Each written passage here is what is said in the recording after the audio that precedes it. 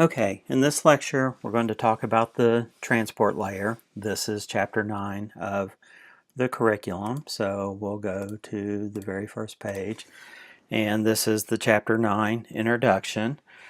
Basically, the purpose of the transport layer, which is layer 4 of the OSI model, is to accept data from layer 5 and prepare it for addressing. So the PDU for layer 5, the layer above the transport layer, is data. The PDU for layer 4, the layer we're talking about, is segments. So it's going to break data that it gets from layer 5 into segments. It's going to, in the process of transmitting the segments, make sure none of the segments are lost. And it's going to verify that the segments arrive at its destination correctly. 9012 is a class activity. Typically I don't actually do this, but we do talk about it if this is an in-person class. This is kind of a game you might have played in elementary school where the teacher tells one student a message and the student turns around and whispers that message to a second student, who turns around and whispers it to a third student, etc., till the last student in the classroom receives the message. And then what happens is they then, to the whole class, tell what the message is. And a lot of times that message will not be exactly what the teacher started, because people might forget things or kind of put their own spin on it or embellish. So they're just talking about a message, making it from the source, the teacher, to the destination, the last student. And we want to make sure that the message gets there correctly. Although it may not have gotten there correctly in this game, the role of the transport layer is to try to make sure that happens. So one of the roles of the transport layer is to track individual communications between applications on source and destination host, and those source and destination hosts may have multiple things going on. So what we have here is we have a phone conversation going on, maybe some teleconferencing, looks like maybe two computers transferring a file, and two phones talking to each other. So this is an example of multiple conversations. Also, on the transmitting end, it needs to segment the data, and then when those segments make it to the destination, that data needs to be reassembled, and then we need to determine what application the data goes to. So what they're showing you here in the TCP/IP model is as communications goes different directions, the application layer will maybe pass data down to the transport layer, which will transmit it down then to the internet layer, and that will continue. And when it comes back, the internet layer will pass segments up to the transport layer, which will reassemble those into data that then gets passed up to the application layer, and more importantly, the correct application.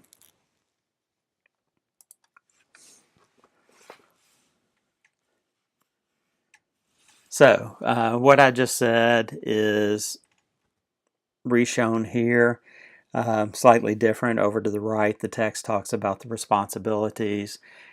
Here in the first diagram, we show that lots of data is coming in from the internet, and some of it's email, some of it's instant messaging, etc. So as far as segmentation goes, what we're going to be getting is a bunch of different segments arriving, and they may all be intertwined for the 5 or 6, depending on how you want to count it, things that are going on. The multiple web pages at the top, the application would be 2 different browser windows as shown here. And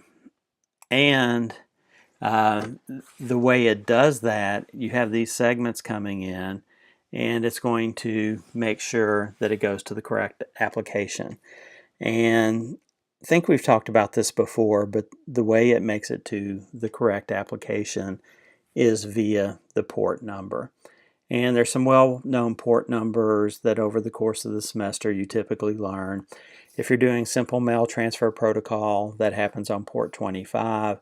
If you're doing HTTP, which is web browsing, that happens on port 80. If you're doing secure web browsing, that happens on port 443.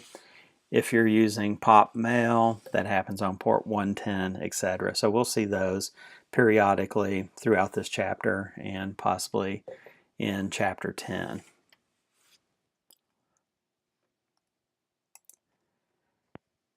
Now, I told you, and the way they're represented is by the different symbols and colors down at the bottom middle of this graphic. I told you that the segments were intertwined.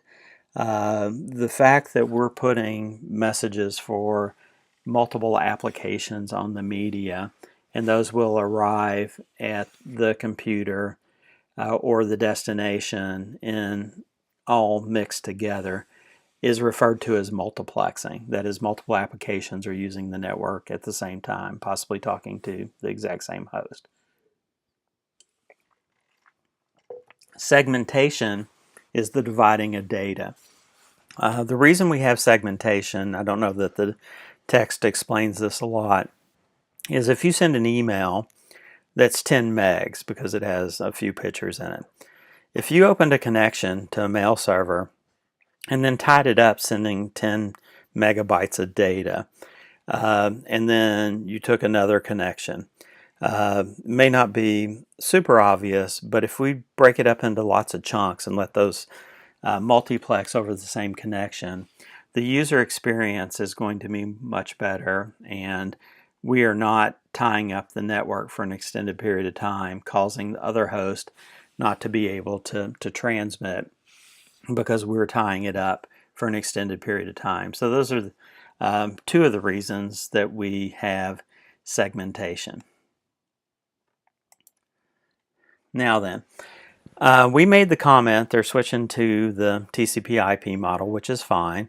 We have the internet layer below the transport layer in both models, the TCP/IP model and the OSI model. We made a comment 2 or 3 chapters ago when we first started talking about Internet Protocol, IP, that it was unreliable. And some of the things I would have mentioned were packets might not show up at all. Some packets might be lost. Packets may show up in the wrong order. And there's reasons we discussed for that. Now, one of the things the transport layer can do is it can, if it is using TCP, which is Transmission Control Protocol, it can ensure reliability. It can assure that all packets arrive and that they all arrive in the correct order. And we'll talk about the mechanism here in a bit about how that happens.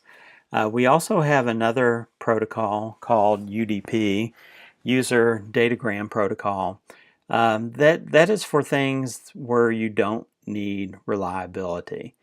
We talked about in a video call or a movie, streaming movie, if we lost packets, there wasn't really anything we could do about that. So we would use UDP for those.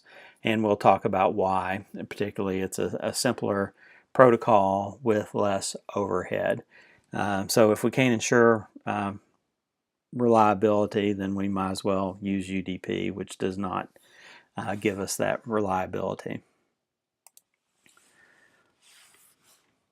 So, in the case of TCP, we are going to do things to make sure that data gets to its destination.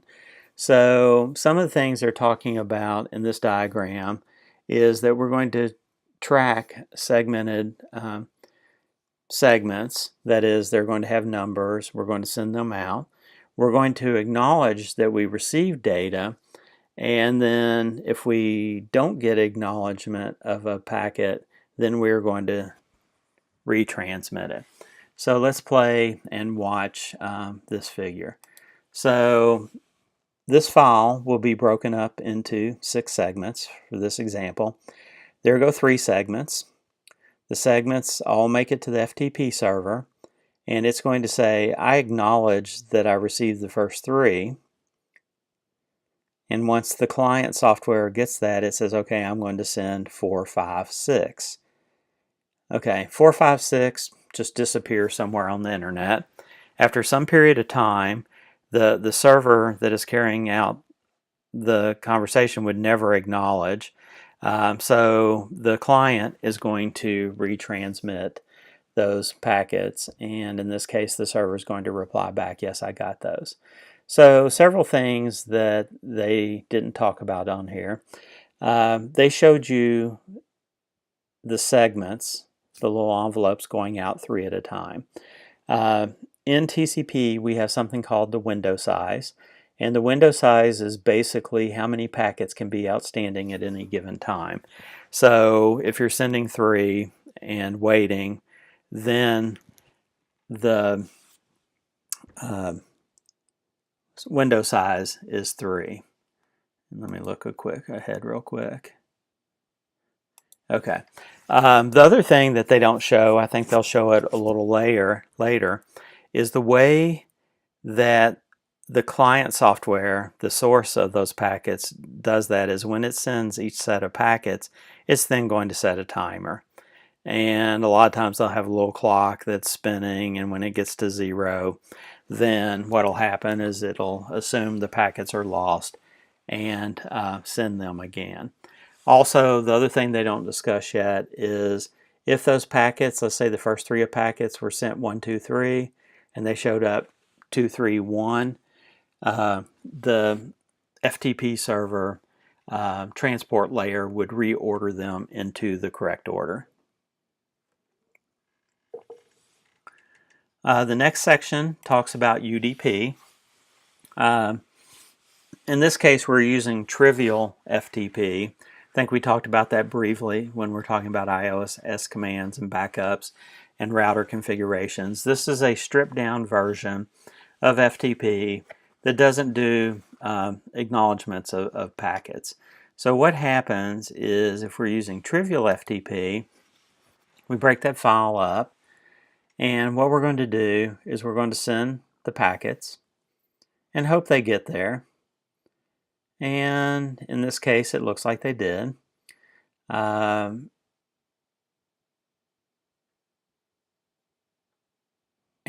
there's no acknowledgement needed because the sender, the trivial FTP client, didn't care if they got there or not. It just sent them, and in this case, they appeared to get there fine. But if one of them disappeared or they showed up out of order, there is no mechanism with UDP to correct that like there is with TCP.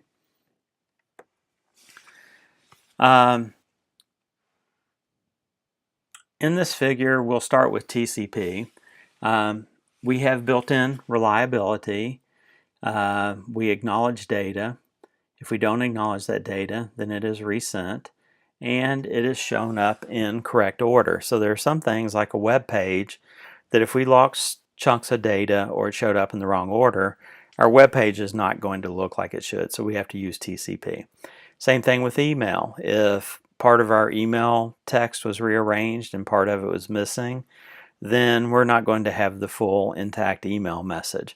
So email, Simple Mail Transfer Protocol, or POP, Post Office Protocol, need to be based on TCP. Now then, we talked about the 2 classic examples of not being able to correct if a message is corrupt, being using voice over IP phone or using streaming video. So we use the stripped down UDP. It does not require acknowledgments. It does not resend lost data. It delivers the data as it arrives, which means it does not reorder it.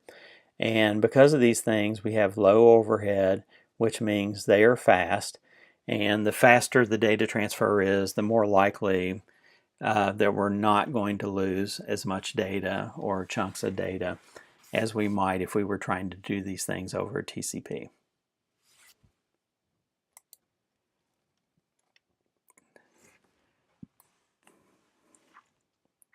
Okay. Here, it is the responsibility of TCP to establish a session that ensures applications are ready to receive the data. It needs to reorder the data so that the segments are reassembled exactly as they were on the sending host. If we lose segments, they are resent again to make sure that we get the intact file. And we have something called flow control, which helps with this. And I think we've talked about flow control before. But basically what flow control is, if you're about to overflow a buffer or you're getting data too fast, you can basically either say stop or slow down. And then at some point you can either say resume or speed back up. But the flow control allows you to manage the flow of data so that you don't overflow buffers or something like that and lose data.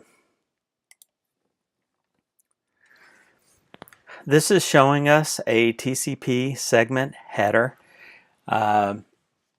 We have the 32-bit destination. I'm sorry.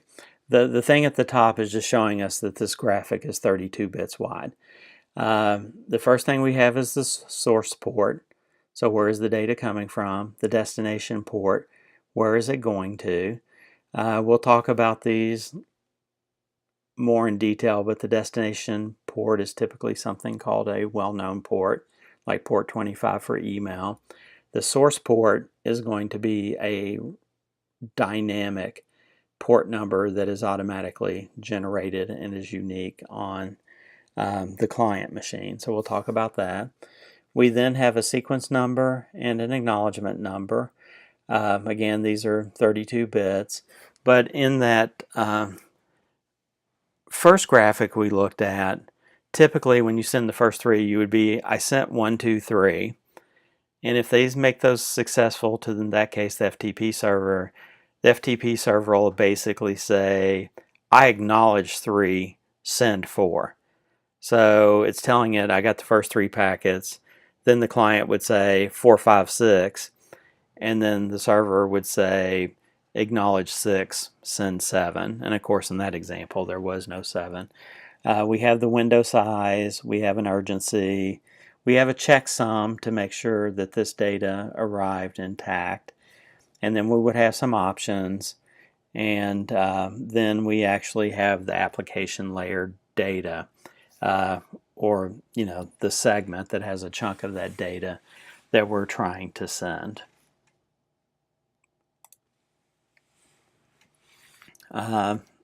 Talking about UDP, again, the data is passed up. I like that better than reconstructed. Passed up in the order it is received. Lost segments are not resent. There's no session establishment, and it does not form the sender of any resource availability or possibility that is not available. And look at this UDP header, how much smaller it is than, at first look it looks like it's about half the size. So we have a source and destination port so that we can make sure the data gets to the right application. And we have a length and we have a checksum. And that's all we have. None of that other stuff to clutter this up and make it more complicated and slower. Here they're showing you again the port addressing. Web page and HTML page is port 80. Pop mail is 110. Internet chat, it happens often on port 531. So that is what allows us to keep multiple conversations over the same length, possibly to the same computer, intact. Here they're showing you some more. Or are they? No, they're showing you the same thing. So they're just showing you that the application data is going to be the correct thing. So if we're doing something on port 80, then the data is going to be an HTML page. If we're doing electronic mail, the data is going to be an email message. If we're doing chat, then it's going to be a message from one person to another. Now then, if you want to reply back, then it's going to send from its well-known port number back to the dynamically generated port number. So we can use and communicate in both directions using port numbers.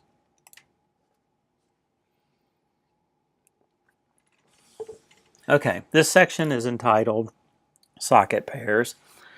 Basically, all a socket is taking the IP address and putting :port. So that will tell us where the packet is either coming from or going to, and what port it is coming from or going to.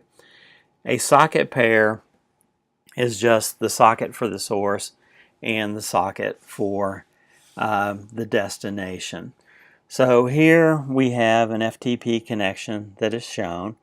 On the PC, we're using port number 1305, and we are communicating with this server.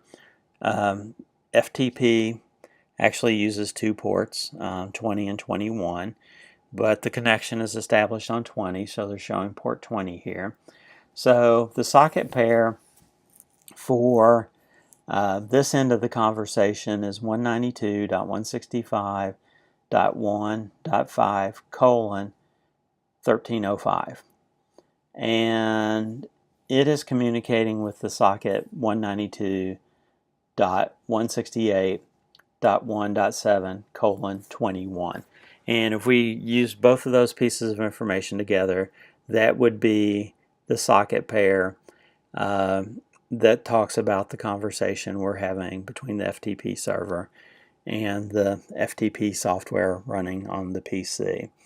Also, likewise, down here at the bottom, and this is over in your text, for this web browser, 192.168.1.5.1099.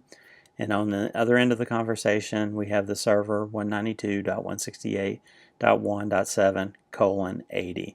So that again is the socket pair that is referring about the web browser and queries to the web server on behalf of that web browser.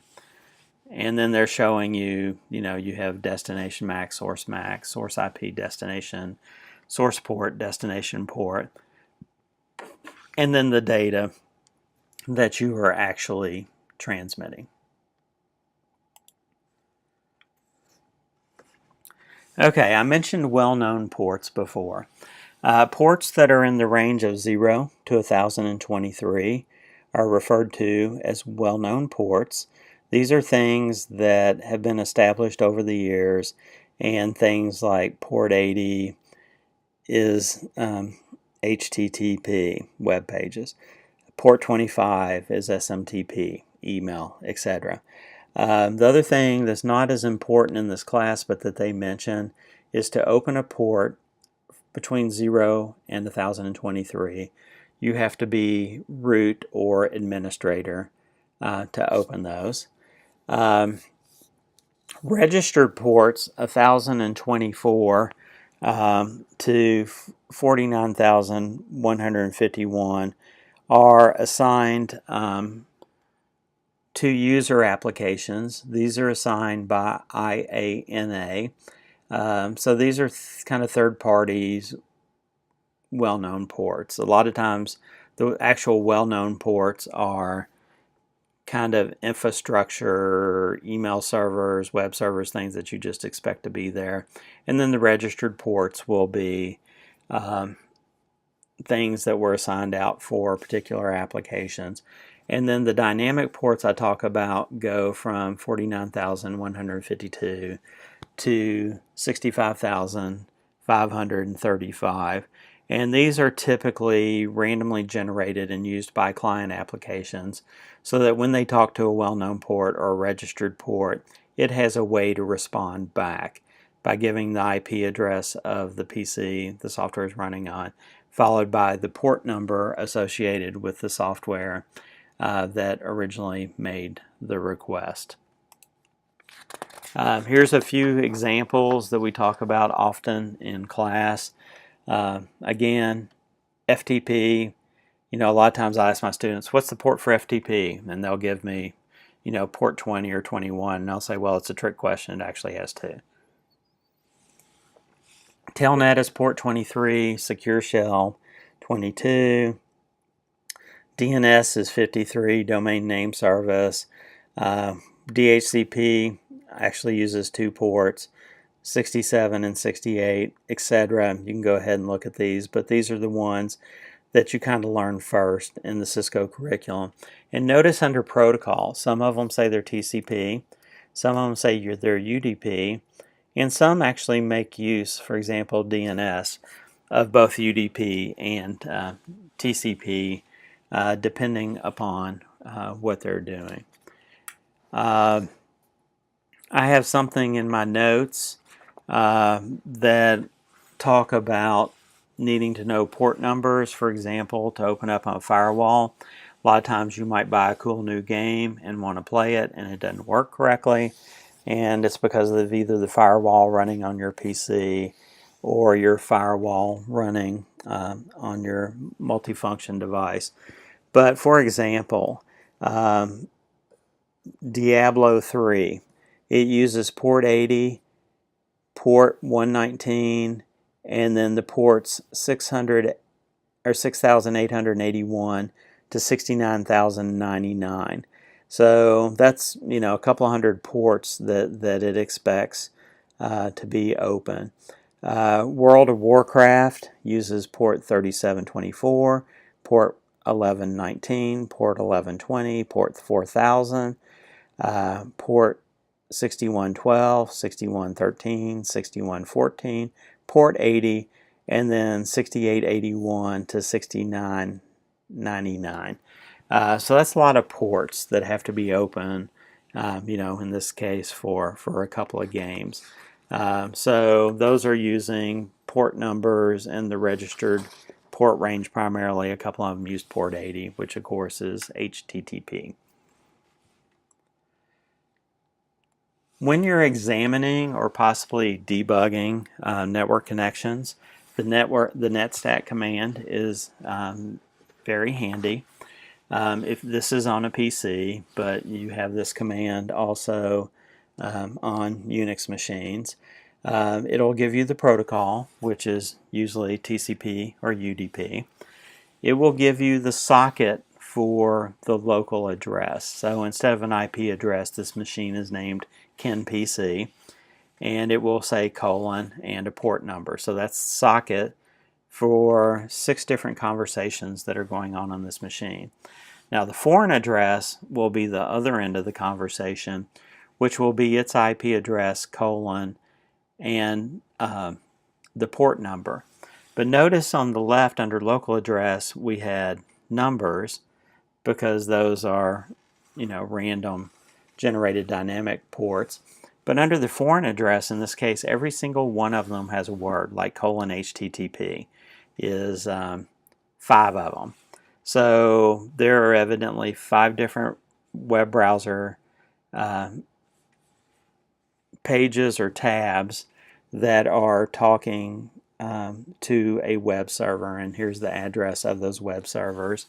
And in the case of the top one, we're talking to some machine that's probably on the local network because it's 192.168, but it's doing NetBIOS, which is a Windows networking thing. And then it tells you the state. There's like established, shutting down, starting the connection, that type of thing. So it will tell you what state. So in this case, we have 6 active connections that are currently going on. So the netstat command is really handy for that. In the old days, and probably still the case, if somebody was hacking into one of my machines, the first thing I would do is do a netstat command to get the foreign address, so I knew how they were coming into the machine, or more particularly where they were coming from to come into my machine.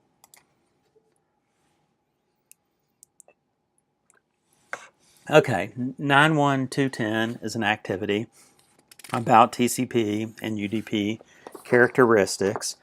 You can do this on your own to practice your knowledge of this. 9211 is doing something called TCP server process. It's basically just going through talking about how this happens. So we have two client machines that want to talk. This machine is web browsing because it's an HTTP request that's going to port 80. This 49152 is the randomly generated source port that the server is going to use to communicate back. This machine over here has a piece of email software that is wanting to talk to SMTP, which is port 25.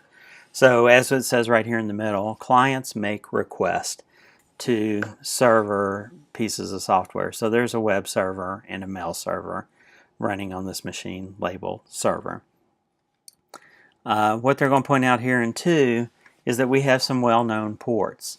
We're talking, looks to me like the arrows are kind of wrong, but it's pointing out that client 1 is talking to port 80 and client 2 is talking to port 25.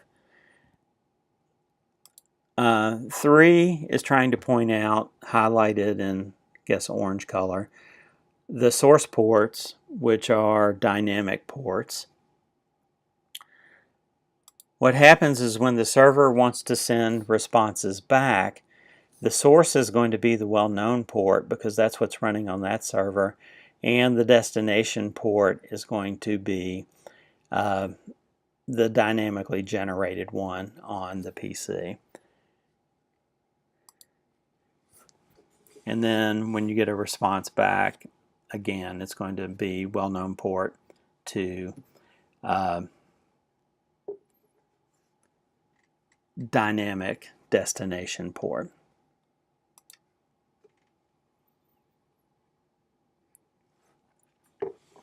Okay, to establish a TCP connection,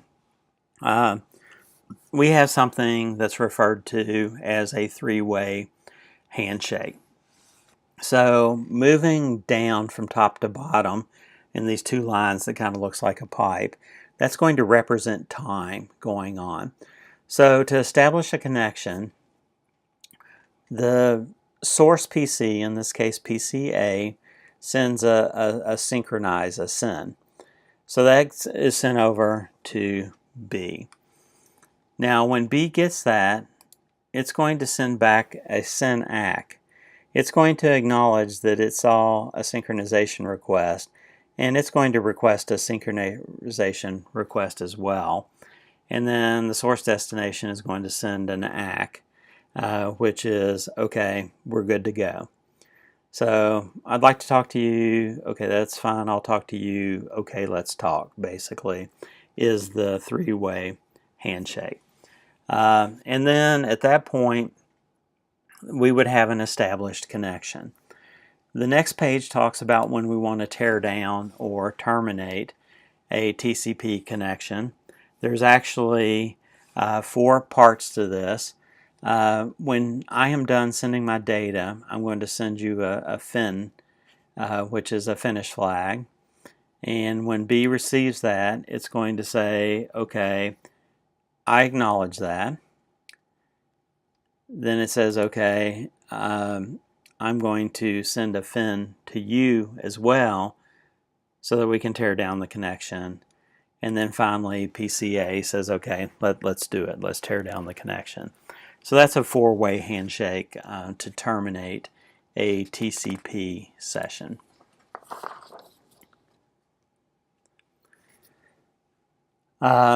As far as that handshake, we talked about finish and send and that type of thing.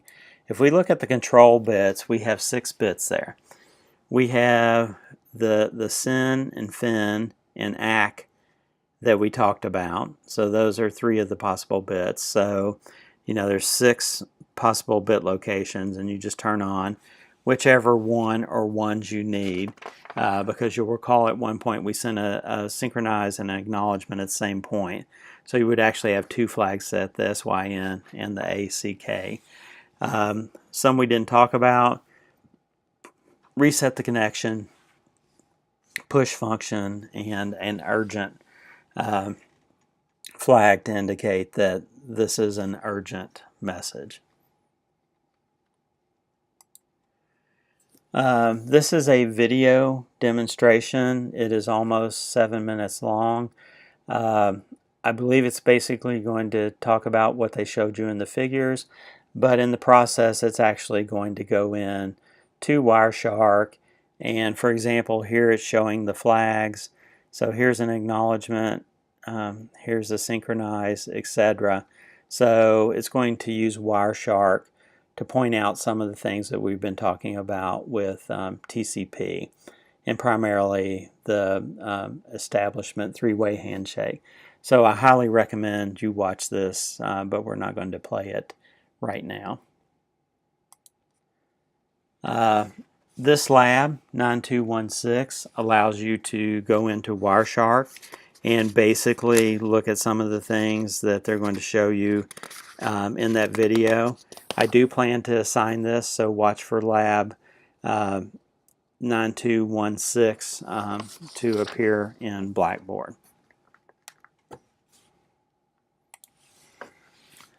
This is an activity to make sure that you remember how the three-way handshake goes.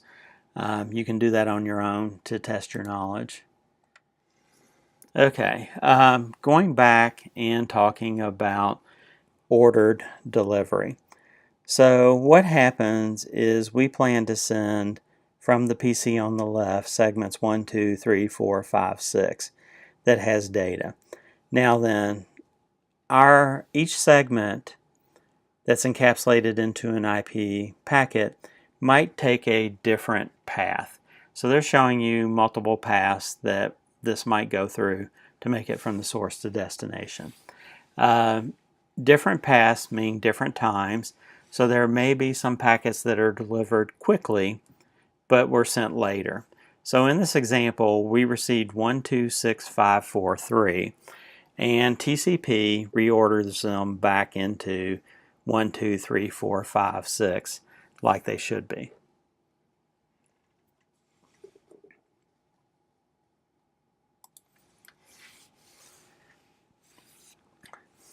This video is a little over 4 minutes. It's talking about the process of acknowledging TCP segments. I've already talked you through that, but please watch this video outside of this lecture. 9223 is about 3.5 minutes long. It's talking about data loss and retransmission. I think I will actually play this because it's a little nicer that they show the timer and they kind of move from top to bottom to represent the flow of time. So I will play this one right now. The graphic depicted in this video uses segment numbers in place of sequence numbers. TCP is a reliable protocol. It uses sequence numbers and acknowledgments to provide that reliability.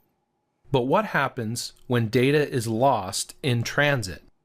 As a reliable protocol, there has to be a mechanism for resending lost data so that an entire piece of data, like a file or an image or a video, can be rebuilt from all of the segments.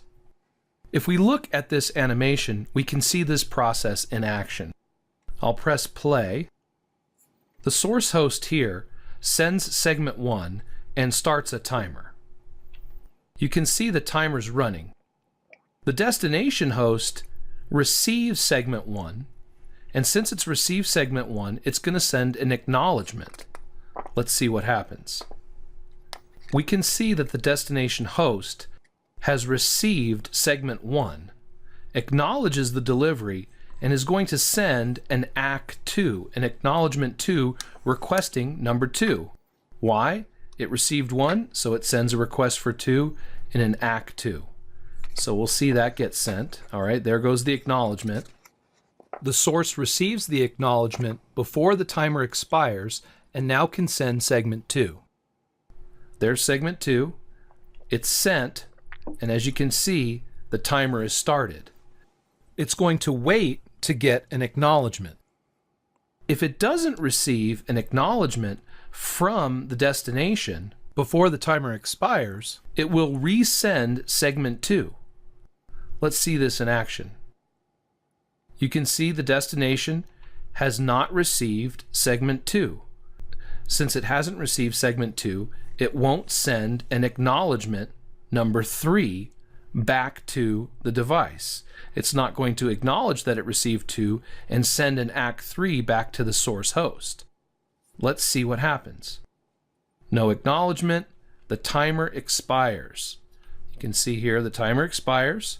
So what will the source host do? The source host will retransmit or resend segment 2 and restart the timer. This time, the information was received by the destination, and now it's going to send an ACK3 or acknowledgement 3 requesting the next piece of data, which in this case would be number 3. The acknowledgement's received before the timer expires, and segment 3 is sent. Segment 3 is received, acknowledged, and a request for 4 is sent in an acknowledgement. The acknowledgement is received before the timer expires, and now the device can send segment 4. Or in this case, it's the end of the transmission. The ability of TCP to retransmit missing segments makes applications that use the TCP protocol very reliable. Okay, I think that video does a pretty good job of demonstrating the process of that. Of course, in this case, since we were sending one segment at a time, the window size would have been 1. The window size is negotiated during the three-way handshake. So you'll notice that the window size is 1,000 is 10,000, so they send bytes, but they will acknowledge back at every 2,921 because the MSS is set to 1,460. Which is the number of bytes in an IP packet. So they will go back and forth and acknowledge and transmit data accordingly. So it's basically how many bits you can have outstanding. How many bytes you can have outstanding at any given time. Flow control, they call it congestion avoidance. Again, if you're losing a lot of packets, you can basically ask it to slow down, and then hopefully you will receive and acknowledge packets better if you're not overloading the receiving machine, or the receiving machine might be overloaded and not able to accept those packets. This is shifting over, talking about UDP, low overhead versus reliability. UDP does not go through a connection establishment, it just sends data. And hopefully the receiver's there listening, ready to receive it. And if it's not, there's nothing to be done about it. And there are a lot of protocols in which that is okay. As far as the reassembly, like we had before, we sent, they're called datagrams, 1, 2, 3, 4, 5, 6. The datagram showed up 1, 2, 6, 5, 4, and I guess that means we lost 3. That's fine. We just pass these up the protocol stack as 1, 2, 6, 5, 4, and hope that it can be understood and is of value to the receiving application. Here is showing us client talking to servers. on well-known ports. This one is making a DNS request on port 53. This one is making a radius, which is an authentication originally used for dial-in, but these days used for a lot of other things, on a well-known port, or actually a registered port 1812. So we still have communications going to well-known or registered ports just like we did before. There's just no error checking capabilities. Since the server may need to talk back to us, we are going to have dynamic addresses assigned, and those dynamic addresses will be sent messages from the well-known ports on the server back to whatever applications is running on client 1 and client 2. So here they're showing a UDP request. Here they're showing it going back to destination ports, and is pointing out the source ports. Again, their errors are all screwed up. I'll report that. Number 4, we have a response going back. The destination ports are going to be the dynamic ports, and the response ports are going to be the well-known ports on the server. Lab 9235 is a Wireshark lab for examining DNS, particularly the UDP portion of that. I will be assigning this, so watch for it to appear in Blackboard. 9.2 is going to start out talking about some protocols that we use. So we have the IP layer. On top of that, we have the transport layer. In this case, we're talking about the TCP protocol at that layer. And then up in the applications world, which would be up here, we have different applications that might use TCP. In case we haven't talked about these in detail, I will do this again. HTTP functions on port 80, stands for Hypertext Transfer Protocol. This is what allows you to make requests of web servers and the web servers to send web pages to your web browser to be rendered. FTP is File Transfer Protocol. It establishes a connection on port 20, and then if you actually transfer files, that's going to happen on port 21, but is for uploading or downloading files. SMTP, Simple Mail Transfer Protocol, is port 25. This is for oftentimes a mail client that is sending mail to talk to its mail server, and then often for that mail server to talk to the recipient's mail server to deliver that email. Telnet is for interactive logins. Telnet is not used anymore because it's insecure. Your user ID, password, and session data go over the network in clear text and can easily be sniffed, which allows people to hack and that type of thing. So the replacement is SSH, which is Secure Shell. This page is talking about applications that use UDP.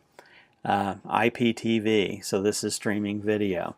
Voice over IP, this is streaming voice conversations. Trivial FTP is FTP that is stripped down and does not give you guaranteed correct transfer. SNMP is Simple Network Monitoring Protocol. This is for something for a machine you're monitoring to send out a message like, hey, my disk is 90% full and you told me to notify you when that happened. Now here's an example. If that message doesn't make it, maybe in a minute or two it'll go, hey, my disk is over 90% full. And this time hopefully the application receiving that SNMP message will see at that time. DNS is Domain Name Service. Again, that is the service that maps between IP addresses and user-friendly names.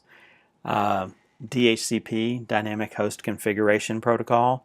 We talked about that in the Internet chapter, where we were talking about dynamic assignment of IP addresses, subnet mask, default gateway, etc.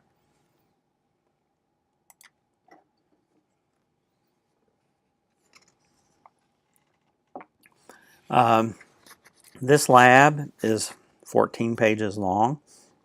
It would have you to use Wireshark to examine FTP and trivial FTP connections. I am not going to sign this because it would be kind of hard to set up the FTP servers, and this is a lab, not a packet tracer, so that's not going to be simulated.